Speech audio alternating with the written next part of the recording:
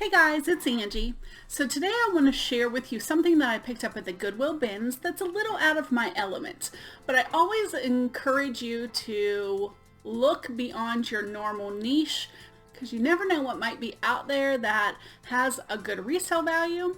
So what I found at the Goodwill bins, just laying in there after everyone had already looked, was a bag full of pennants. And I thought they were really neat. I took them up to the front and they said, oh, because some of them are dirty. And they said, how about $2 for all of them? Yeah, I'll take those for $2. So I went ahead and listed all but a few on eBay. A few I'm still working on, which I'll show you at the end. But let's go through each one of them so you can see why I decided to pick up this lot and how much money I expect to make on my $2 investment. First, I'm going to show you two that have already sold and shipped out, so I can't physically show them to you, but I'll show you the eBay listings. This one was a Chippewa Lake Park, Ohio. I actually sold this one for $35.95. This was an actual amusement park that was open for I think 100 years, but they closed back in the 70s, and I had several people interested in it, which I was super surprised. That was actually the very first one to sell. And the other one that I don't have to show you is this Washington Senators. Look how cool the vintage mascot is on this one. This one sold the very first day for $29.95. And as always, that's plus shipping. I've actually sold a few more that I have to ship out. I'll show you which ones those are. And I'll just put on the screen what I currently have them listed for on eBay so you get an idea. And we'll do a wrap up at the end to see what my potential profit is. Okay, the first one that I have is this Disneyland one. If you can see, it's Walt Disney Productions. This is old, and I stated it has discoloration. It really has a lot of wear. It has some stains, but it sold for $20 plus shipping. This next one is awesome. Look at this. It's the 1965 Philadelphia Phillies pennant. It does have, you can see, a lot of discoloration on it, but the little flag there is complete, and look how good the picture is still. And what I thought was neat is on the back there is a list of all of the names of all of the players. This is a vintage one, I think from the 50s. It shows Chinatown in Los Angeles. Really neat graphics. There's a gift shop, a pagoda, Chinatown entrance. This is an old Niagara Falls one.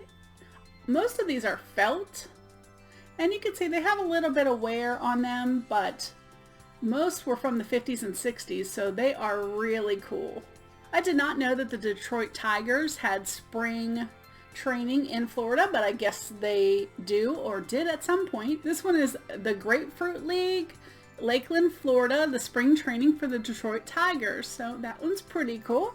Another neat one is this Washington Redskins. Now this one isn't quite as old. I think this is 90s, but it's still a nice condition. This is more of a heavier material. It has like a backing, where the other felt ones are pretty flimsy, but I think someone will want this since they're not the Redskins anymore. And old Cape Canaveral one, and look at that, it has the Explorer one and Vanguard one on there. That thing is old. It's awesome.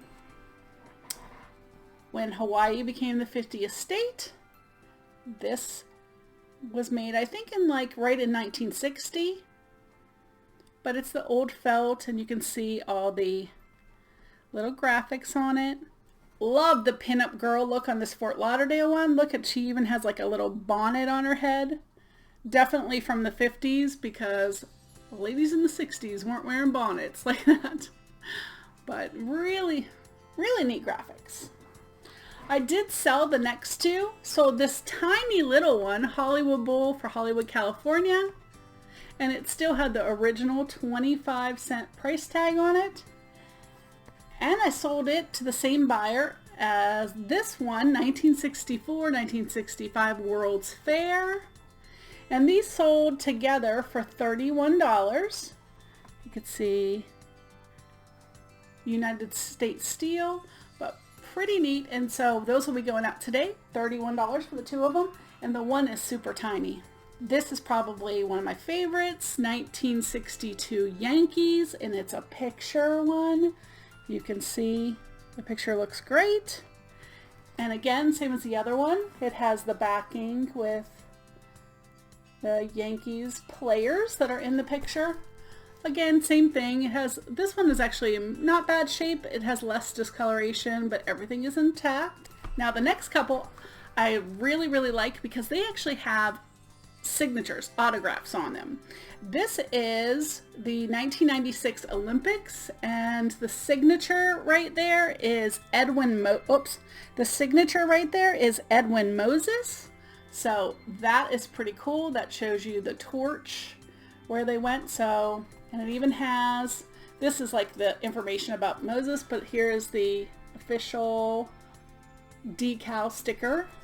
Now, all the rest of them are signature ones. I did have two 1994 and 1995 Alabama football pennants, and they were signed by 10 or so players, but I did sell this to my friend for a dirt cheap price of like 20 bucks each. I think they were selling on eBay with way less signatures for about 75, so he was thrilled to get them. I wasn't even planning on selling them to him, but when he said, I want those really badly, I was like, sure, that sounds great. This one I haven't listed yet. It was signed by many of the Florida State players.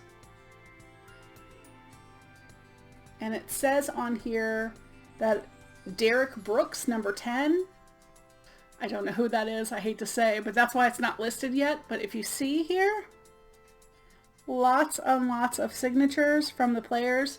Because back in the 90s, players would just sign all the time. They don't do that anymore. This is another one. This is Florida State Seminoles, and you can see on it, lots of signatures. Come back this way. Number 51. And I just haven't done enough research on it. Then I have a Dallas Cowboys one. And maybe you can tell me who these are. Seriously, if you know, tell me who they are because it'll save me some research. Here's another signature. It looks like number 13 or number 18.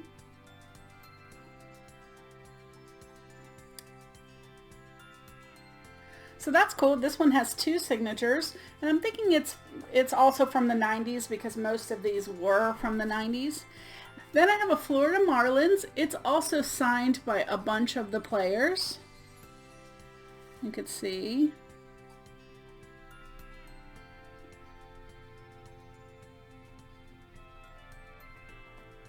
Pretty cool. And the final one is another one of the Florida Marlins, this one with only one signature.